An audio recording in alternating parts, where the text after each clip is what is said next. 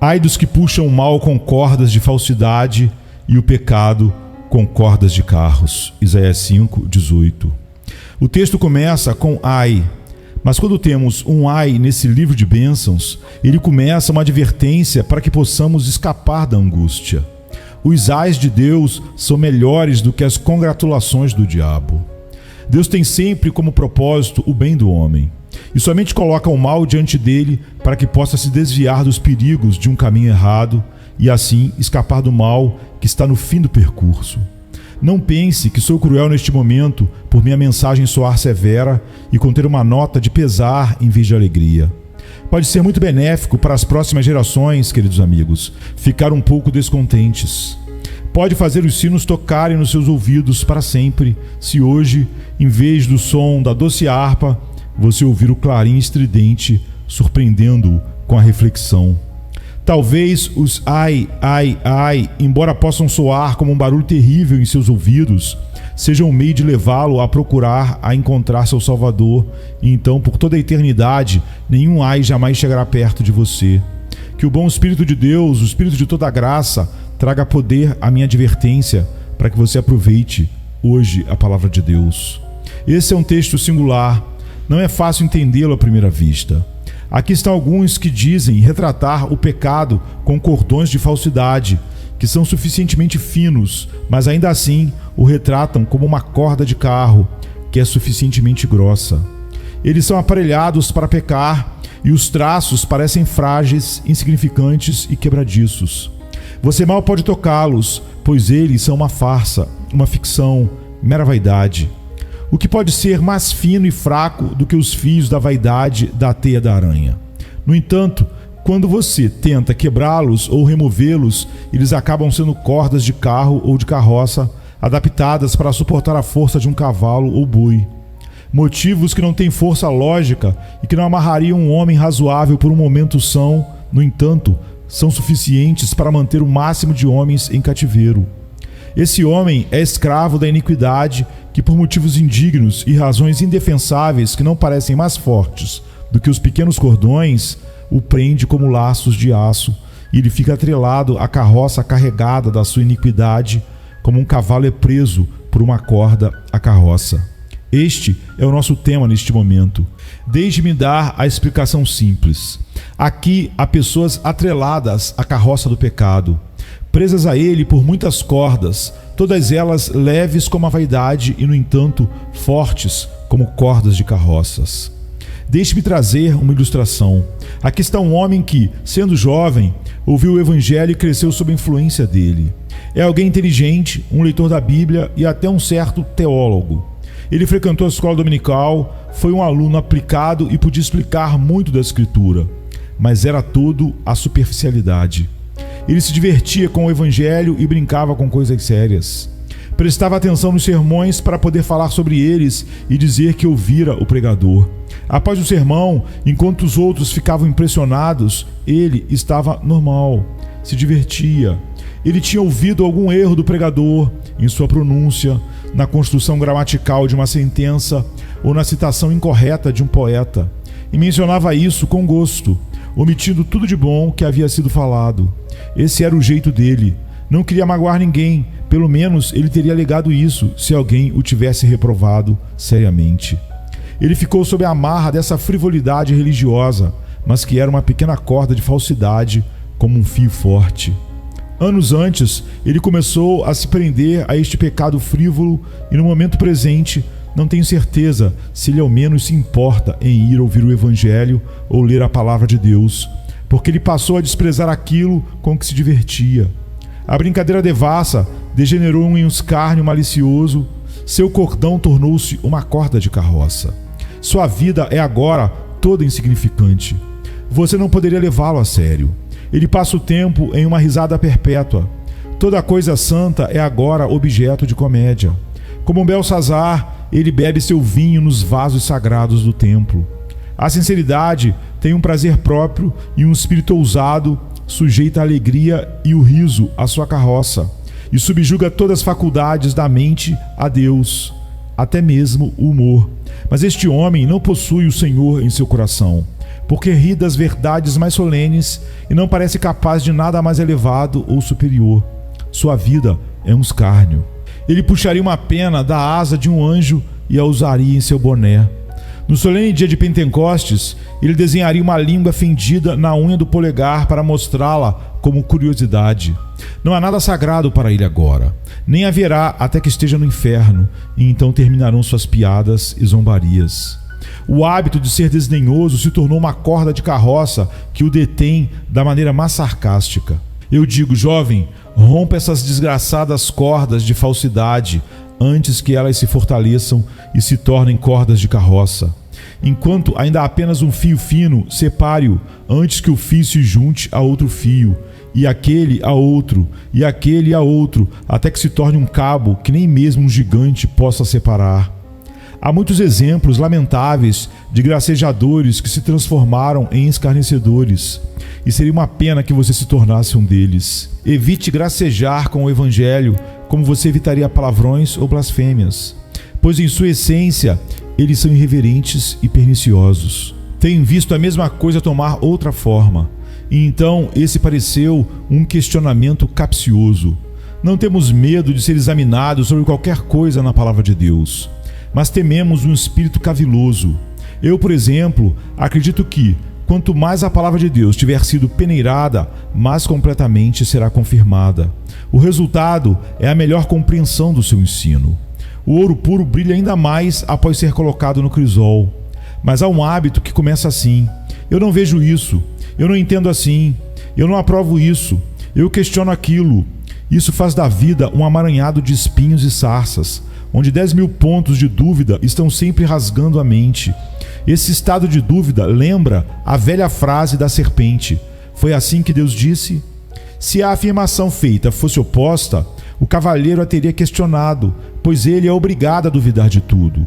Ele é alguém que pode tomar um dos lados e refutar, ou nenhum dos lados e defender.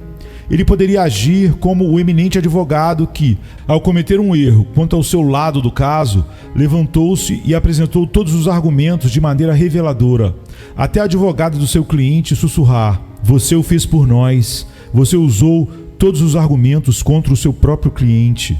O advogado parou e disse: meu senhor, eu já lhe disse tudo o que pode ser dito contra o meu cliente por aqueles do outro lado, e agora vou mostrar que não há nada nessas alegações. E com a mesma esperteza, ele continuou contestando o que havia provado antes. Existem mentes construídas de tal maneira que podem agir de todas as formas, exceto da forma correta. Seu maquinário é excêntrico, e um enigma da língua seria mais capaz de descrevê-las. Gosto das consciências antiquadas que sobem e descem, sim e não, certo e errado, verdadeiro e falso, do tipo simples e sem grande intelecto para entender seus métodos. Estamos crescendo tão cultos agora que muitos se tornaram como a velha serpente, a mais astuta de todos os animais do campo. As consciências da nova moda agem de acordo com o princípio da transigência e da política, que não tem nenhum princípio. A cada pergunta respondem sim e não. Qual é a hora do dia? Pois é sim ou não de acordo com o relógio, ou de acordo com o clima, ou de acordo com o bolso das calças. Muitos estão dizendo: de que lado do pão está a manteiga? Diga-nos, e então diremos em que nós cremos. Pessoas desse tipo começam com um espírito indagador, depois passam a um espírito contestador, depois a um espírito presunçoso e depois a um espírito perpetuamente esquivo. No caso a que me refiro, não há nada sério, pois quando o homem é interrogador sincero e está disposto a receber uma resposta, está no caminho da verdade. Mas quando apenas faz perguntas e perguntas, e nunca para fim de obter uma resposta, tudo não passa de um monte de cavilação e não vale a pena ele vencer. A última coisa que ele quer é uma resposta, e o que teme, além de tudo, é que venha a ser obrigado a acreditar em qualquer coisa. Por fim, tal pessoa fica presa, como se atada a uma corda de carroça. Não se torna ateu, mas torna-se um ateu prático. A palavra não faz a menor diferença em sua vida, pois toda a faculdade da fé parte dele. Ele é tão frívolo como Voltaire, cujo ponto forte parecia estar ridicularizando tudo. Você não pode salvá-lo. Como pode a fé o alcançar? Como acreditar em quem deve ter tudo explicado? Como ele pode acreditar no próprio Cristo quando exige que, antes de tudo, seja submetido a um catecismo e obrigado a responder a cavilações? Evite amarrar sua alma com as cordas da carroça do ceticismo. Tome muito cuidado com o espírito de negação da verdade. Deus ajude você a romper as amarras. Investigue, mas creia. Pergunte, mas aceite a verdade e seja sincero em sua decisão de que, se provar todas as coisas, também manterá firme o que é bom. Usar sempre a peneira, mas nunca o moinho, é trabalho inútil. Estar sempre à procura de adulteração, mas nunca beber o leite genuíno, é um hábito tolo. Argumentar com sofismas é uma maldição e censurar é um crime. Fuja disso enquanto não passa de uma corda de vaidade, para que não se torne uma corda de carro que o prenda firmemente. Ouvi alguém dizer: isso não me importa, não caí em gracejos banais nem em questionamentos vãos. Não, mas talvez você possa ser um prisioneiro amarrado com outras cordas. Alguns têm uma antipatia natural pelas coisas da igreja e não podem ser convencidos a aceitá-las. Deixe-me qualificar a afirmação e me explicar. Eles estão preparados para frequentar o local de culto e ouvir sermões, e ocasionalmente ler as escrituras e dar seu dinheiro para ajudar alguma causa beneficente. Mas esse é o ponto em que eles traçam a linha. Eles não querem pensar, orar, se arrepender, acreditar ou fazer com que o coração se debruce no assunto. Pensar, você sabe, é uma coisa incômoda. E para eles é um trabalho desconfortável, porque não há muito em sua vida que os alegraria se eles pensassem nisso. Eles preferem não ver a nudez da terra. Existe algo feio do qual eles querem distância. O arrependimento, disso eles exigem muito, mas a isso são avessos. Quanto mais as crianças não gostam de remédio, mais precisam dele. E acontece o mesmo com o arrependimento. Essas pessoas preferem fechar os olhos e ir para a destruição a parar, ver o perigo e voltar atrás. Pensar no passado. Ora, eles talvez precisem lamentá-lo. E quem está ansioso pela tristeza? Então há uma mudança de coração, e eles são um pouco tímidos quanto a isso, porque são quase sem coração e não gostam de bisbilhotar nele. Se houvesse algo a ser feito que pudesse ser administrado em um dia ou dois, se houvesse alguma peregrinação a fazer, alguma penitência a suportar, alguma roupa a ser usada, eles não se importariam. Mas pensamento, arrependimento, oração em busca a Deus, eles não podem suportar tais exigências espirituais. Se houvesse algum sacrifício a ser feito, eles o fariam. Mas isso de estar em paz com Deus, isso de procurar ser renovado no espírito da sua mente, bem, eles não têm cabeças para isso. O mundo está no coração deles e eles não têm vontade de sair dessa condição. Eles ouviram algumas pessoas dizer que toda conversa sobre Deus, a alma e a eternidade é um discurso puritano entediante. Então, como os papagaios costumam fazer, dizem: não queremos ser puritanos, não queremos ser mais precisos e justos. Que miséria é haver pessoas ligadas a cordões da vaidade como esses. São sentimentos irracionais, aversões insanas, preconceitos injustificáveis. O Senhor os salve deles e dá-lhes uma mente para conhecê-lo e um coração para buscá-lo. Quando menino, comecei a sentir uma sensação de pecado dentro de mim e resolvi que, se houvesse algo como nascer de novo, eu nunca descansaria até que eu encontrasse. Meu coração parecia decidido a saber o que significava arrependimento e fé, e a conseguir ser completamente salvo. Mas agora percebo que um grande número de meus ouvintes recusa todos os tratamentos sérios consigo mesmos e com Deus. Eles agem como se não desejassem ser felizes pela eternidade. Eles pensam mal do bom caminho. Você vê que é um trabalho radical. A regeneração é tão profunda e deixa um homem tão pensativo. Quem sabe o que pode ter de ser abandonado? Quem sabe o que pode ser feito? Ó meu querido, se você se entregar a essas objeções, protelações e preconceitos nos primeiros dias da sua persuasão, pode chegar o momento em que esses pequenos novelos ficarão tão entrelaçados que farão uma grande corda de carroça, e você se tornará um opositor de tudo o que é bom, determinado a ficar para sempre atrelado ao grande carro de suas iniquidades e assim perecer. Deus o livre disso. Sei que algumas pessoas estão presas a esse carro de outra maneira, por deferência aos companheiros e amigos. O jovem gostava de tudo que é bom, mas não suportava que alguém dissesse na segunda-feira de manhã: então você estava em um local de culto no domingo? Ele não gostava de dizer abertamente: é claro que eu estava. Onde você estava?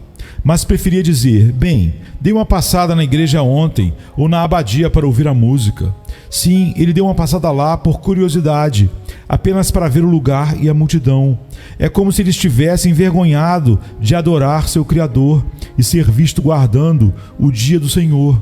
Ó pobre covarde! Aquele jovem, em outra época, foi acusado de ter sido visto chorando diante de um sermão solene.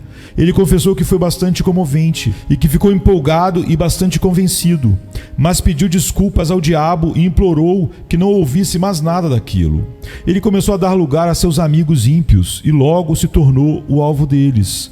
Um companheiro puxou sua orelha dessa maneira, o outro puxou sua orelha de outra maneira, e assim ele desenvolveu orelhas mais compridas, muito compridas. Ele não errou muito no começo, mas tendo permitido que homens pecadores o guiassem, eles cuidaram de dominá-lo cada vez mais com o passar dos dias. Foi algo que o levou a pecar por uma espécie de cortesia perversa. Mas depois de um tempo, ele se tornou obsequioso com os seus iguais e bajulou os seus superiores, cumprindo suas ordens, mesmo que isso lhe custasse a alma. Ele estava muito mais atento à vontade e ao sorriso de algum camarada francamente cruel, muito mais atento à opinião de um tolo do que ao prazer de Deus. É algo chocante, mas não há dúvida de que muitas pessoas vão para o inferno pelo desejo de serem respeitáveis e relevantes para a nossa cultura. Não há dúvida de que multidões penhoram sua alma e perdem seu Deus e o céu meramente para permanecerem bem na avaliação de um mundo e de uma cultura depravada. As moças perderam a alma por muita vaidade, pecando na esperança de garantir o amor de uma juventude sem cérebro e sem coração. Os jovens jogaram fora toda a esperança de salvação para que pudessem ser considerados homens de cultura. Eles objuraram a fé para serem considerados livres pensadores por aqueles cujas opiniões não valem a cabeça de um alfinete. Querido amigo, se você está começando a ser escravo de outras pessoas, exijo que quebre esses laços miseráveis e degradantes. Eu desprezo a escravidão mental em que muitos se gloriam. O que importa para mim hoje, o que os outros pensam de mim? A esse respeito, sou o mais livre dos homens. No entanto, ainda me lembro de quando, se eu tivesse cedido ao grupo, logo teria sentido a corda da carroça. Quem peca para agradar ao amigo está armando para si mesmo uma escravidão mais cruel do que o negro jamais conheceu. Aquele que deveria estar livre para sempre deve quebrar os cordões antes que eles se transformem em correntes. Algumas pessoas estão entrando em escravidão de outra forma.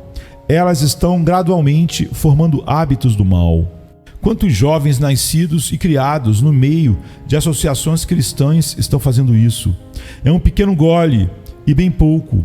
Eu só bebo meio copo, então por que correr riscos tão grandes por uma satisfação tão pequena? O médico diz que devo tomar um pouco e eu faço isso. Pouco a pouco, o pequeno fio se torna uma corda de carroça. Ele dirá: o médico diz que eu deveria, quando voltar para casa à noite e mal encontrar o caminho para a cama e acordar com dor de cabeça pela manhã. Teria feito melhor se houvesse pedido a graça de Deus para escapar, embora tivesse um pequeno prazer na fascinante aguardente e fosse o senhor do seu apetite. É difícil romper a corda da carroça, como muitos descobriram, embora eu os encoraje pela graça de Deus a lutar pela liberdade. Bem, diz o jovem, esse não é o meu pecado. Fico contente que não seja, mas qualquer outro pecado, se você insistir nele, irá destruí-lo. Não tentarei descrever o seu pecado. Descreva-o você mesmo e pense nele, mas por favor, lembre-se do engano do pecado. A maneira como ele chega aos homens, como a geada da tarde, ainda nos meses de inverno, chega ao lago. A lagoa está tranquila e a geada pede apenas um leve brilho à superfície. O revestimento é tão fino que você dificilmente poderia chamá-lo de gelo. Mas depois de cobrir a superfície com uma película, a camada de gelo se instalou. Logo tem uma polegada de espessura e em poucas horas uma carroça carregada poderá passar por ela sem se quebrar. pois toda lagoa parece transformada em mármore. Assim, os homens dão lugar a uma ou outra paixão maligna, este ou aquele mau hábito, e o hábito passa de mal a pior, até que os fios da vaidade se ampliam em laços de carroça e eles não podem escapar da carga a qual estão atrelados e escravizados. Receio que alguns tenham a noção ilusória de que estão seguros como estão. A segurança carnal é composta de cordões de vaidade. Como um pecador pode estar seguro enquanto não é perdoado? Como pode estar em paz enquanto é escravo do mal e inimigo de Deus e do pecado? No entanto, muitos imaginam que são tão bons quanto precisam e muito melhores que seus vizinhos. Certamente devem estar seguros, uma vez que são tão respeitáveis, tão dispostos e tão considerados. Um homem pode se acostumar ao perigo a ponto de não o perceber mais, e uma alma pode se acostumar com sua condição a ponto de não ver nenhum perigo na impenitência e na descrença. Assim como o cão do ferreiro se deita e dorme enquanto as faíscas voam sobre ele, o pecador endurecido pelo Evangelho dorme sob as advertências e apelos de cada sermão. No começo, o portador teve de fazer violência à sua consciência para escapar da força da verdade, mas finalmente ele está envolto em aço e nenhuma flecha da palavra pode feri-lo. A vocês que estão à vontade em Sião, peço que ouçam minha advertência e fujam da segurança carnal. Ó Senhor, desperta-os da sua condição adormecida. Esta é uma palavra de advertência. Não tem tempo agora para entrar em detalhes. Gostaria de ter cuidado com os ovos da serpente. Lembre-se de como as gotas desgastam as pedras e como pequenos golpes do machado derrubam um grande carvalho. Não brinque com uma cobra, mesmo que ela tenha apenas 30 centímetros de comprimento. Mantenha-se longe da beira do precipício. Fuja do leão antes que ele salte sobre você. Não forje para si uma rede de ferro, nem se torne o construtor da sua própria prisão. Que o Espírito Santo o livre, que você toque a cruz e encontre nela o poder que o deixará livre.